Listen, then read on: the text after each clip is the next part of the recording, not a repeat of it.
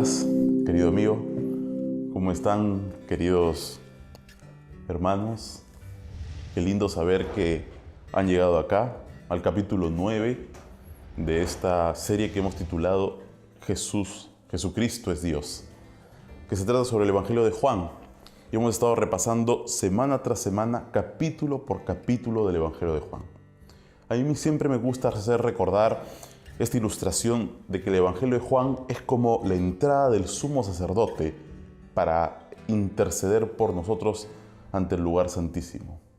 Empieza primero en las afueras del templo de Jerusalén, que sería como el ministerio de Jesucristo en Galilea.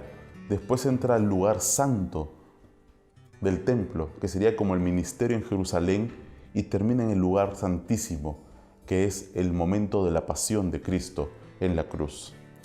Y Juan le dedica principal énfasis a estos 6 últimos meses de la vida de Cristo.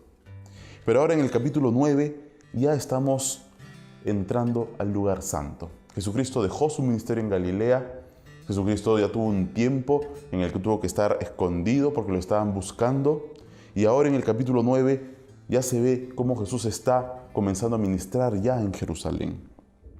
¿Y por qué les cuento esto? Porque es importante entrar en la perspectiva y meternos dentro del contexto, porque todo el libro de Juan ha sido escrito con un solo objetivo: que nosotros entendamos y conozcamos que Jesucristo es Dios. Y es por eso que Juan no desperdicia ninguna palabra, y nuestro Señor, el autor de su palabra, no desperdicia ninguna palabra. Y Él ha puesto y escogido 7 milagros dentro del Evangelio de Juan. Y cada milagro va mostrando una faceta de la divinidad y el poder de nuestro Señor Jesucristo. En esta oportunidad vamos a ver en el capítulo 9 el milagro de la curación de un ciego de nacimiento. Cómo Jesús tiene poder por encima de la desventura de alguien que nació ciego, de alguien que estuvo desde el vientre de su madre así. Porque Él es el creador y por lo tanto Él es el que puede completar y puede sanar y puede curar incluso lo que de nacimiento llegó a ser. Esto es algo muy importante porque Jesucristo cambia lo que desde el nacimiento somos al darnos nueva vida en Él. Una vez escuché esta ilustración y me parece que es pertinente para empezar con este tema, y es que una persona llegó tarde a una reunión. Y el expositor, el que lo había invitado a la reunión, le dijo: ¿por qué llegaste tarde? ¿Cuál fue el motivo? Y él explicó: lo que pasa es que cuando estuve por llegar, un camión de 5 toneladas me pasó por encima. Y bueno, el expositor se quedó perplejo, ¿no? Un camión de 5 toneladas te pasó por encima, es increíble. ¿Y no te ha pasado nada? No, no me ha pasado nada. ¿Pero no tienes ni un rasguño? No, no tengo ni un rasguño. ¿Cómo es posible que algo tan potente haya pasado por entre ti y no te haya pasado nada, no tengas ningún cambio? ¿Por qué les cuento esto? Porque es igual con Jesucristo. Es imposible que Jesucristo pase por tu vida y tú sigas siendo el mismo. Y en este capítulo 9 podemos ver cómo Jesús nos abre los ojos al entrar en nuestra vida. Y la primera faceta en la cual Él nos abre los ojos nos abre los ojos para mirarnos a nosotros mismos. Miren el versículo 1, dice que al pasar Jesús vio a un hombre ciego de nacimiento. Y le preguntaron sus discípulos diciendo: Rabí, ¿quién pecó, este o sus padres, para que haya nacido ciego? Respondió Jesús: no es que pecó este ni sus padres, sino para que las obras de Dios se manifiesten en él. Me es necesario hacer las obras del que me envió. Entre tanto que el día dura, la noche viene, cuando nadie puede trabajar. Entre tanto que estoy en el mundo, luz soy del mundo. Lo primero que quisiera que nos enfoquemos es en la pregunta de sus discípulos. La pregunta de los discípulos transformó a un hombre en necesidad en un problema teológico y filosófico. Transformó en toda una discusión para ver si fue él el responsable de su situación y por lo tanto merecía ser ayudado. Detrás de esto había todo una naturaleza de no querer ayudar, de no querer apoyar. Siempre tratamos muchas veces de transformar la necesidad en problemas filosóficos y teológicos. Y es interesante porque los discípulos no preguntaron: Señor Jesús, esta ceguera es producto del pecado, a ellos ya tenían ese supuesto como algo fijo. Ellos estaban seguros de que eso era producto del pecado de alguien. Así que su pregunta fue, ¿hacia quién fue el que pecó? ¿Él o sus padres? Pero tenían un supuesto, tenían una certeza sobre que esa enfermedad fue por el pecado. Y quiero aclarar algo, queridos oyentes. Toda dolencia, todo mal, todo dolor, la injusticia, la opresión, todo el sufrimiento que existe en el mundo fue porque el pecado entró al mundo. Pero aquí nos estamos refiriendo a que si este problema en especial fue por un pecado específico. Y aquí no está diciendo Jesús de que no haya sido el pecado lo que trajo el dolor y el sufrimiento al mundo.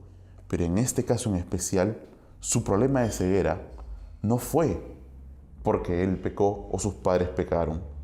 Así que Jesucristo de alguna manera les abrió la visión y los sorprendió cuando les dijo, no es que pecó ni sus padres. Primera sorpresa, o sea que puede ser que la enfermedad no sea producto del pecado de alguien.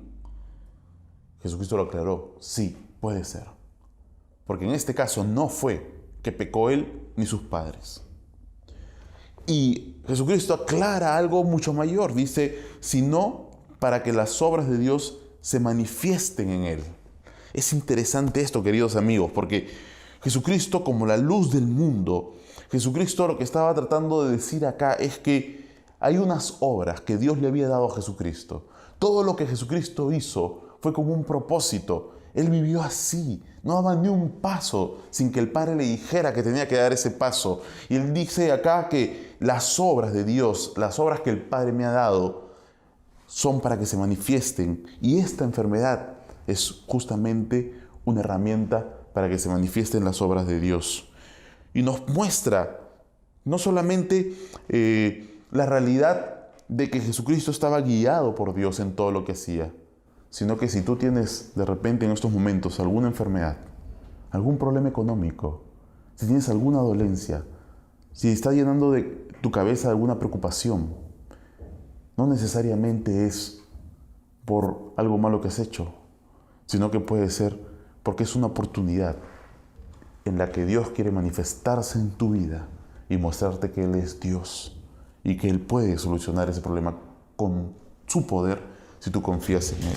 Es interesante poder aclarar esto y nos abre los ojos y nos ayuda a mirar nuestros conceptos, nuestros postulados de vida y nos muestra que una posible razón de nuestros dolores y sufrimientos pueden ser que esto sea escogido por Dios para ser una herramienta de Él mostrarse en toda su gloria en nuestra vida. Y la pregunta sería, ¿pero por qué me usa para mostrar su gloria? Porque Él es Dios y el mayor deleite y el mayor disfrute y el mayor bienestar y el mayor bien que tiene el hombre no es la salud, no es el bienestar, no es la riqueza, sino que es tener más de Dios.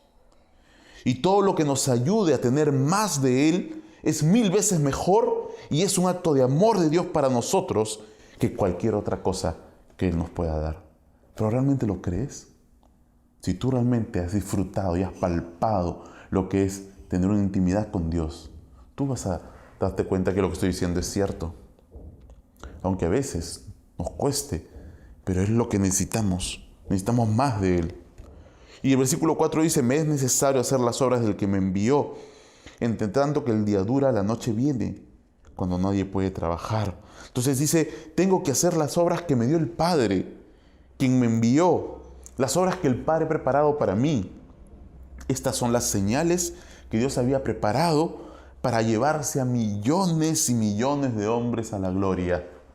Estas señales, estos prodigios, por medio de los cuales han sido escritos acá para que viendo creamos que Él es Dios y que creyendo tengamos la vida eterna y vida en su nombre. Todos estos prodigios y señales fueron preparados por Dios de antemano para que nosotros al verlos creamos. Y le es necesario a Jesucristo, dice, hacer estas obras del que me envió. Pero que había un plazo y un tiempo. Entre tanto que el día dura. Entre tanto que hay oportunidad. Porque después viene el tiempo de su muerte, de su pasión. y es ahí la noche. Así que había un tiempo, el tiempo del día, y entre tanto que estoy en el mundo, luz soy del mundo. Mientras estoy aquí en la tierra, hablando de su vida terrenal, luz soy del mundo, porque Él es la luz que alumbra y refleja a Dios. Él es el que revela a Dios y está revelando a Dios en todo lo que hace. A través de Él podemos conocer a Dios en su amor, en su poder. A través de Él podemos aclarar las doctrinas. A través de Él podemos mirarnos a nosotros mismos y darnos cuenta de nuestros errores, porque Él es el reflejo. Él es el que realmente encarnó a Dios y a su palabra.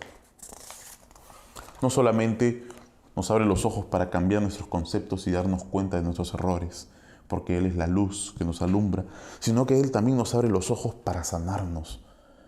Porque en el versículo 6 dice, dicho esto, escupió en tierra e hizo lodo con la saliva y untó con el lodo los ojos del ciego. Y le dijo, ve a lavarte en el estanque de Siloé, que traducido es enviado. Fue entonces y se lavó y regresó viendo. Así que Jesucristo también nos abre los ojos para sanarnos como sanó al ciego.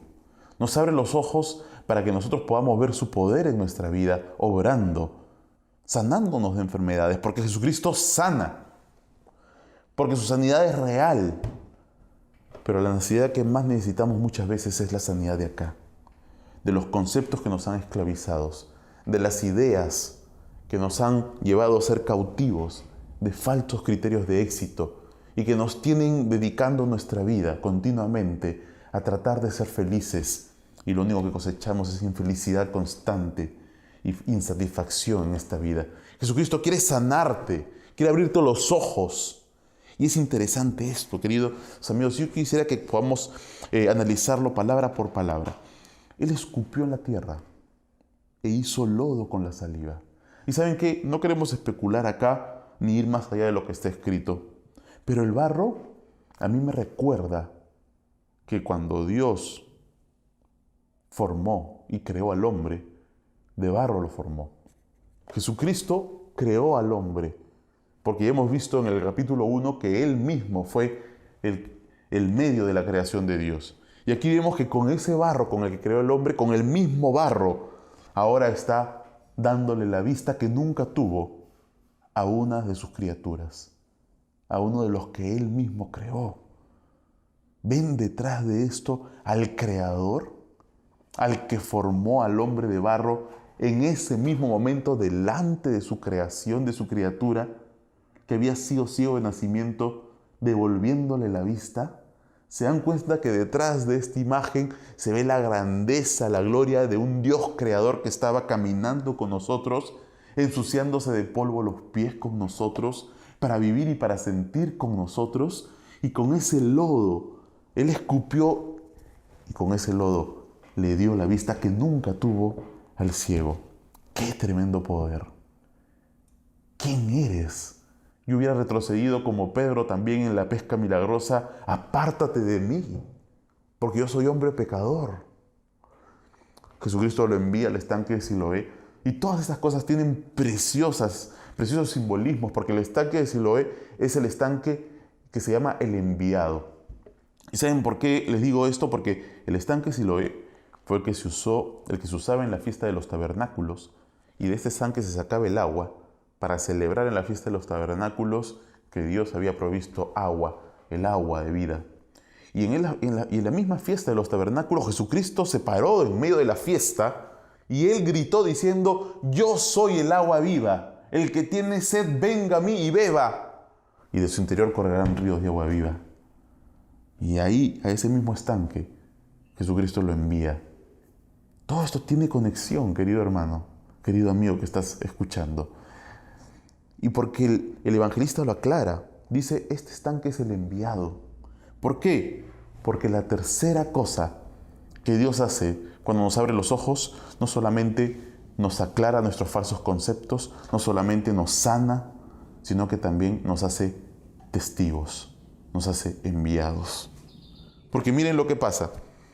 En el versículo 8, entonces los vecinos y los que antes le habían visto que era ciego decían, ¿no es este el que se sentaba y mendigaba? Unos decían, él es, y otros, a él se parece. Y él decía, yo soy. Es interesante cómo se volvió irreconocible el ciego para los que estaban más cerca a él.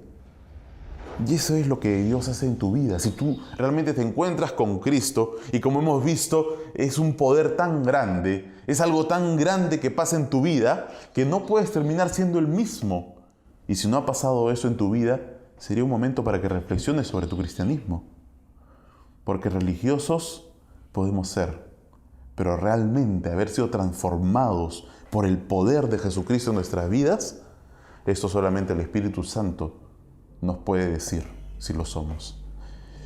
Se hizo de alguna manera irreconocible el ciego, porque nos abre los ojos para ser testigos.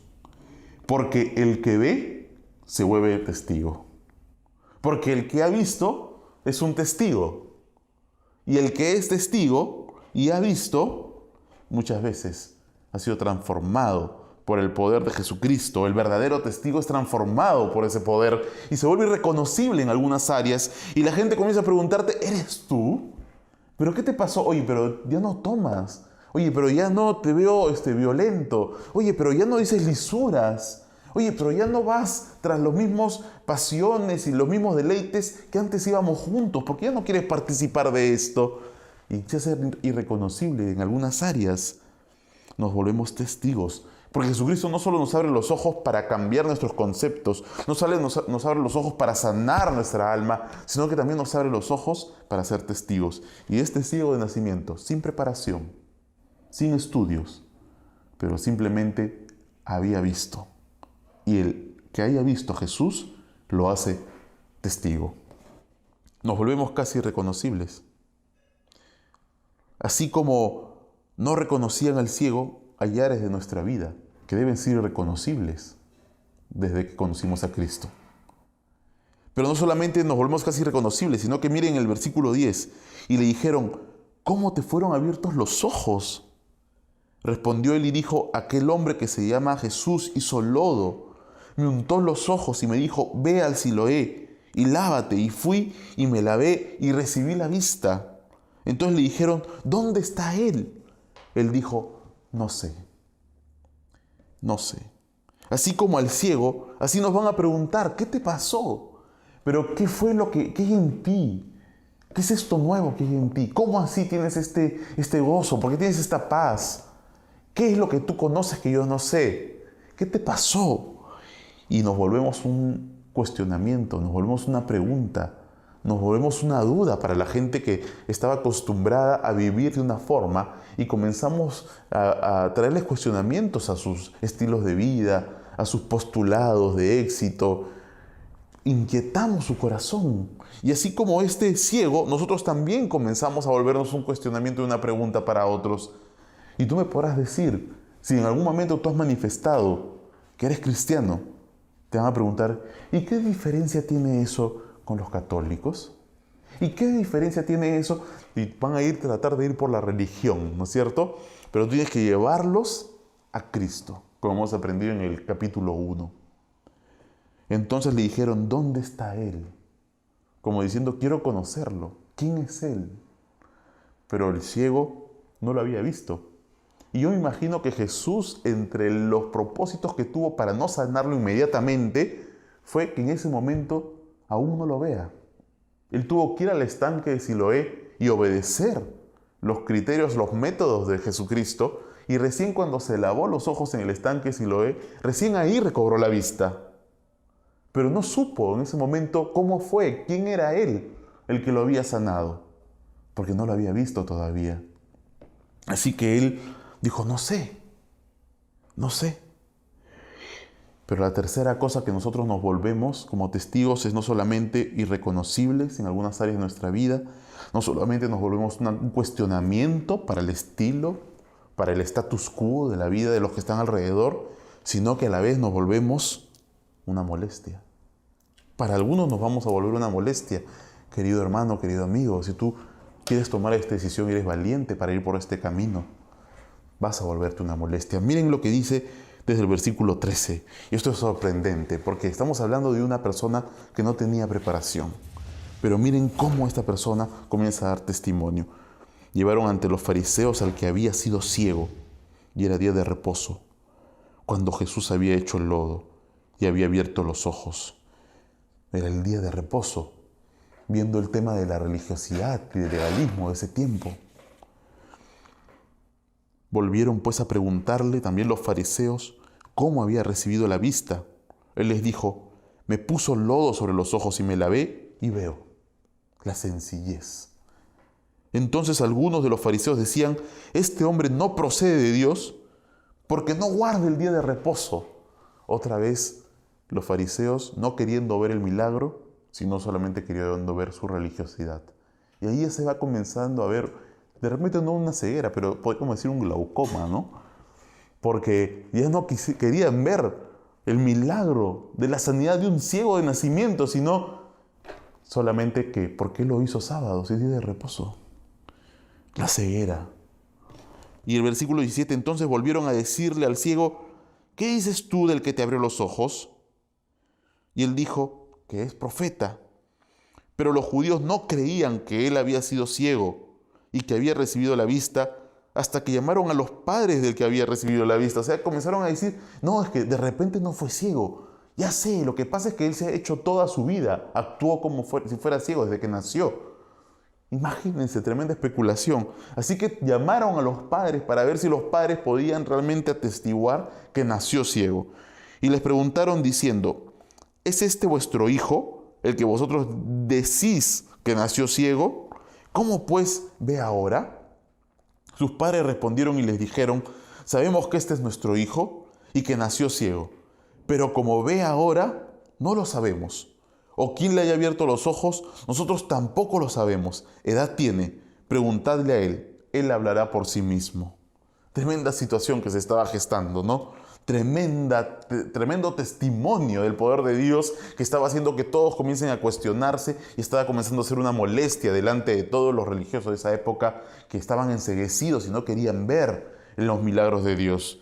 Y en el versículo 22 siguen intentando, ¿no? Los religiosos de esa época, esto dijeron sus padres porque tenían miedo de los judíos, por cuanto los judíos ya habían acordado que si alguno confesare que Jesús era el Mesías, fuera expulsado de la sinagoga. O sea, no queremos ver y no queremos que nadie más vea. No queremos reconocerlo, pero si tú lo reconoces, te expulsamos. Pero yo he visto, no me importa. Estaban diciendo acá, lo hizo el sábado simplemente. Y miren el versículo 23.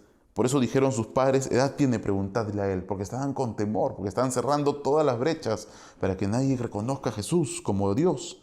Entonces volvieron a llamar al hombre que había sido ciego, otra vez, intentando buscar ahí el truco. Y le dijeron: da gloria a Dios. Nosotros sabemos que ese hombre es pecador. Versículo 25 dice: entonces él respondió y dijo: si es pecador, no lo sé. Una cosa sé, que habiendo yo sido ciego, ahora veo. Le volvieron a decir: ¿qué te hizo? ¿Cómo te abrió los ojos? Él les respondió: ya lo he dicho y no habéis querido oír. ¿Por qué lo queréis oír otra vez? ¿Queréis también vosotros haceros sus discípulos? Una persona, este ciego de nacimiento, ya estaba dándose cuenta lo que había detrás del corazón de estos religiosos, lo que estaban decididos y ellos persuadidos a seguir manteniéndose en esa decisión de no creer. El versículo 28 dice: y le injuriaron y dijeron: tú eres su discípulo, pero nosotros discípulos de Moisés somos. Nosotros sabemos que Dios ha hablado a Moisés, pero respecto a ese no sabemos de dónde sea. Respondió el hombre y les dijo: pues esto es lo maravilloso, que vosotros no sepáis de dónde sea, y a mí me abrió los ojos. Y sigue la discusión. Y al final lo expulsan al ciego porque era un problema, porque era una incomodidad. Saber que alguien había recibido el poder de Dios y era un testimonio claro, un testigo claro de que Dios obra. Es interesante y vamos a avanzar un poco por el tiempo. Cuando llegamos al versículo 37, vamos a ver desde el 35. Oyó Jesús que le habían expulsado y hallándole le dijo: ¿crees tú en el Hijo de Dios? Respondiendo él y dijo: ¿quién es, Señor, para que cree en él? Y esta frase es muy significativa y la voy a leer con todo detenimiento para que ustedes capten todo el peso que tiene. A un ciego de nacimiento le dijo Jesús: pues le has visto. Y el que habla contigo, Él es.